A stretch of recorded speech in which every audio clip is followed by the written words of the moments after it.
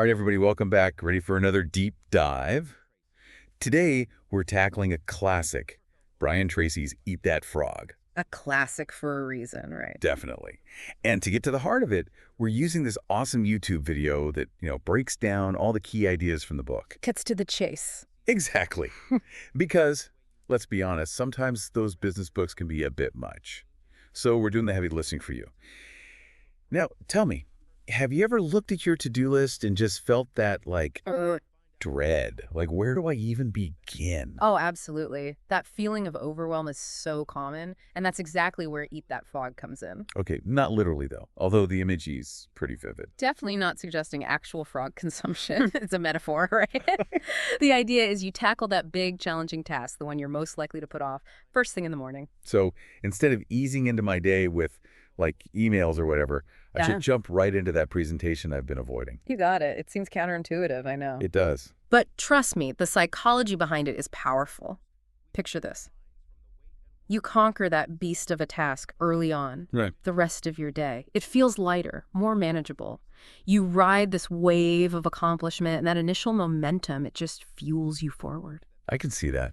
It's like when I finally force myself to pay bills. It's not FUN, but man, once it's done, this huge E-weight is lifted. Exactly. That feeling. And it's not just about feeling good either. Right. It sets a proactive tone for your entire day. You're in control, not constantly reacting to whatever pops up. Okay, so how do I figure out which H task I asked the frog?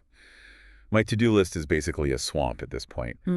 Tracy talks about prioritizing, but there's got to be more to it than just, making a list, right? You're right. A list is just the first step. The real key is identifying those tasks that truly align with your goals.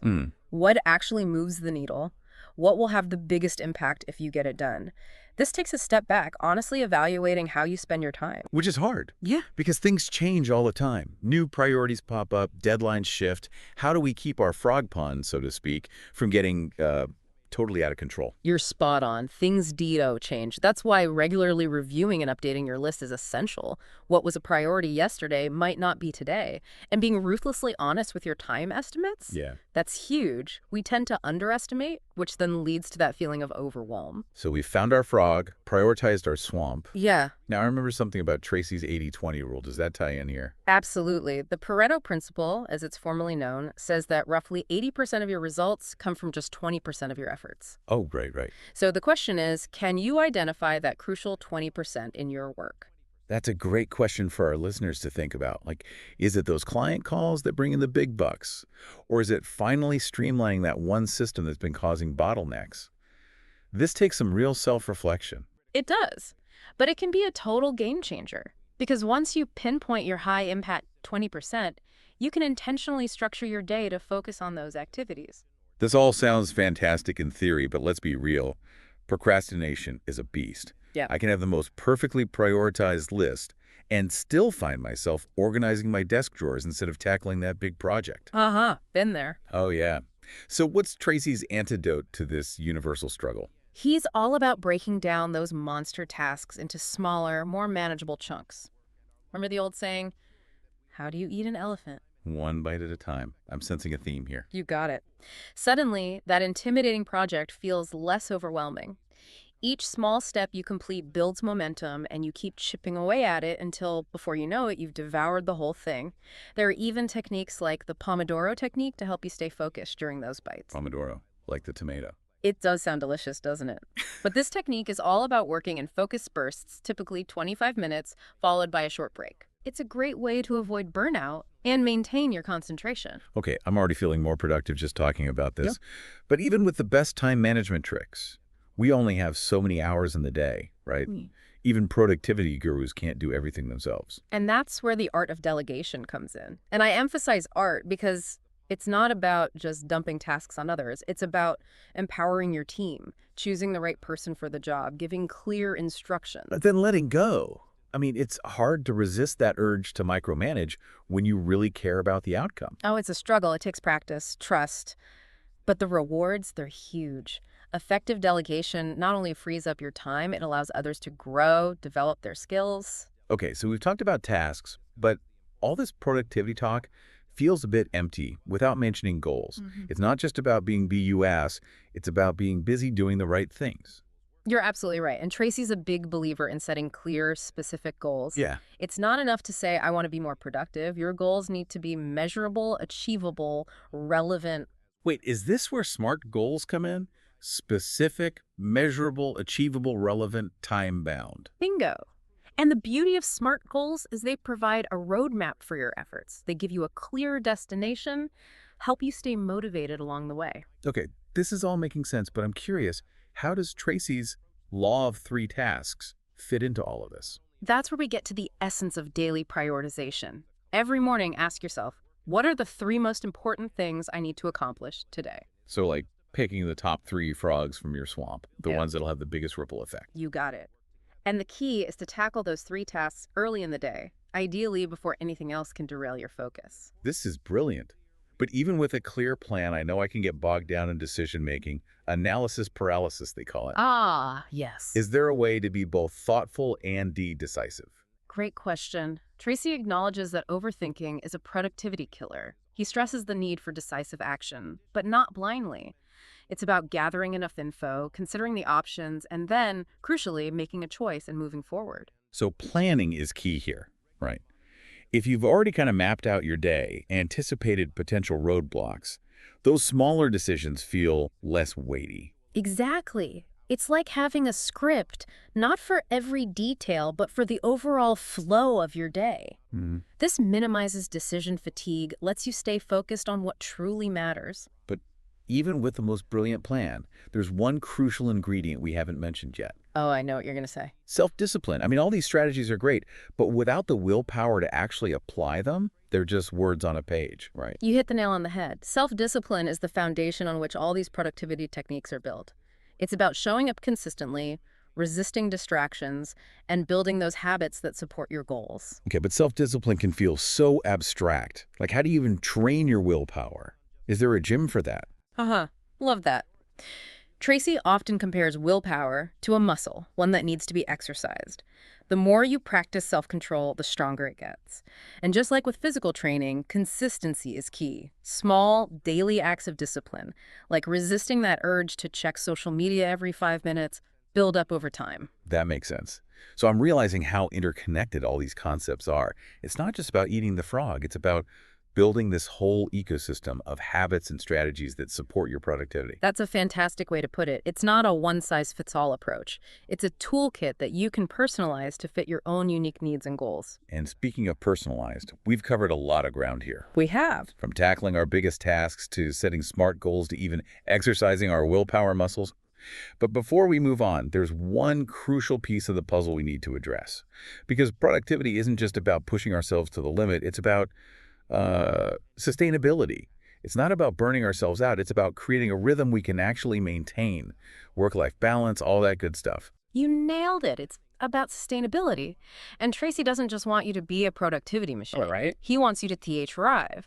That means making time for family, hobbies, self-care, all those things that recharge your batteries. Okay, but realistically, how do you fit it all in? It's like my to-do list is already overflowing, and now I got to add relax and have fun to it. Yeah. That just feels like another task to stress about. It's about shifting your perspective. These aren't extras on your to-do list. Okay. They're the fuel that makes the whole engine run. Think about it. When you're well-rested, when you've had time to connect with loved ones or do something you enjoy, don't you come back to work with more energy, more focus? I definitely notice a difference when I'm feeling burned out versus when I've actually taken some time off. But it's so easy to let work take over, you know? Especially when you're passionate about what you do. Passion is fantastic, but it needs boundaries. One of Tracy's key points is that we need to be proactive about protecting our time. Set clear work hours, and when you're off, be you off. Resist that urge to check emails constantly or let work bleed into your personal time. Easier said than done in our always connected world, right?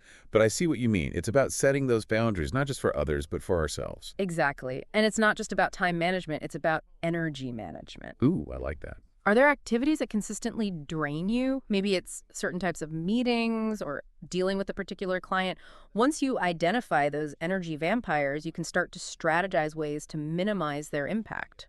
So it's like that 80-20 principle, but for energy instead of tasks. You got it. It's all connected. Hmm. And it ties back to Tracy's emphasis on self-awareness. He encourages us to get to know ourselves, understand our strengths and weaknesses, and work with our natural rhythms instead of fighting against them. This is making so much sense. I'm a total night owl, so trying to force myself to eat that frog first thing in the morning was always a recipe for disaster. Maybe my prime time for tackling those big tasks is actually later in the day. That's a perfect example of adapting the principles to fit your own style. There's no one-size-fits-all approach to productivity. Right. It's about finding what works best for you. I love this. This is really resonating with me. It's not just about working harder or faster. It's about working smarter, being intentional about how we spend our time and energy. You got it. And remember, it's a journey, not a destination. Mhm. There will be days when you nail it and days when you fall flat on your face. The key is to keep learning, keep experimenting, and keep refining your approach. I love that. So before we wrap up our deep dive into Eat That Frog, what are some key takeaways you want our listeners to walk away with? First and foremost, the most important task is rarely the most urgent. Don't let your day be dictated by your inbox or the squeakiest wheel, Yeah. Take the time to identify your frog, that high-impact task that will really move the needle. And don't forget about those smaller but still important frogs, Right. those seemingly minor tasks that can have a surprisingly big impact if you let them pile up.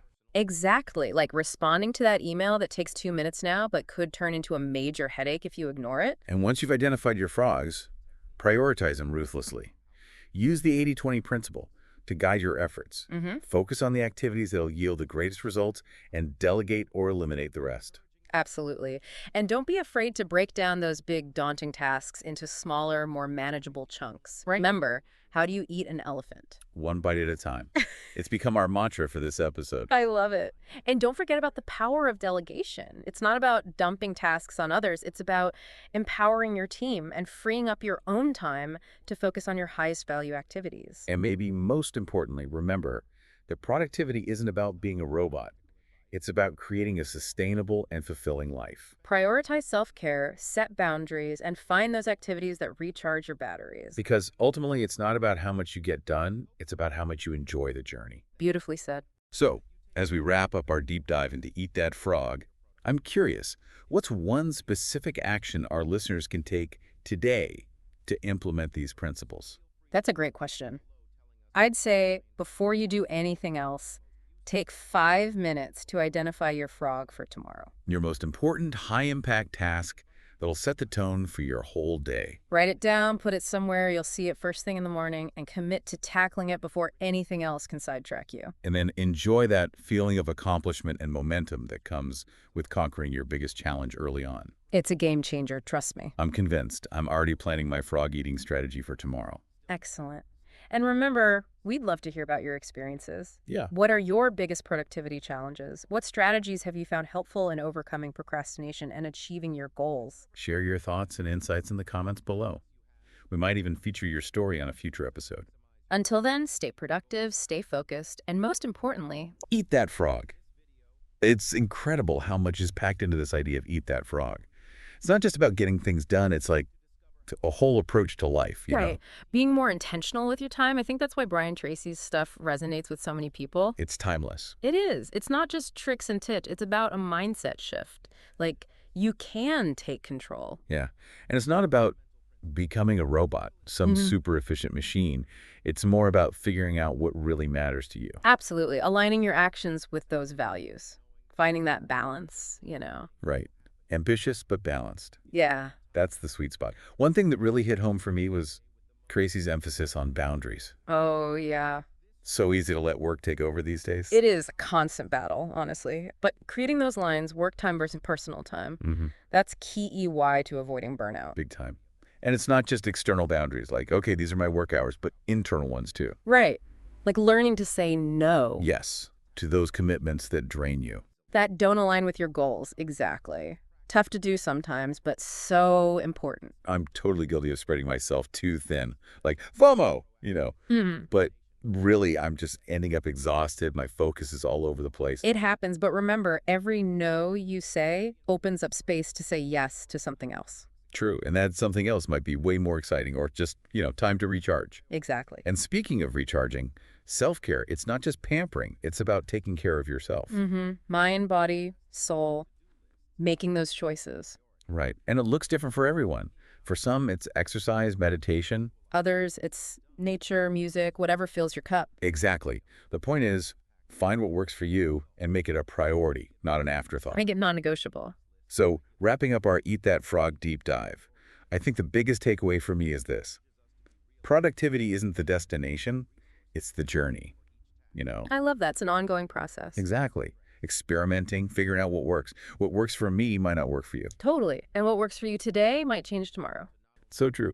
So stay curious, keep learning, and just keep tweaking things till you find a system that really fits. That supports your goals and do your well-being. Absolutely. And don't get overwhelmed. Even small changes can make a big difference. For sure. Start with one thing, like that eat the frog first thing in the morning, and go from there. It's progress over perfection. I love that. It is. So go forth, everyone, and eat that frog. Or, tackle that big task, however you want to frame it. Exactly. And if you've got any insights, experiences you want to share, We'd love to hear them. drop a comment below. Find us on social media. Who knows, maybe your story will inspire a future episode. Until then, stay productive, stay curious, and keep on finding those strategies that help you build a life you truly love. Awesome. Thanks for joining us for another deep dive.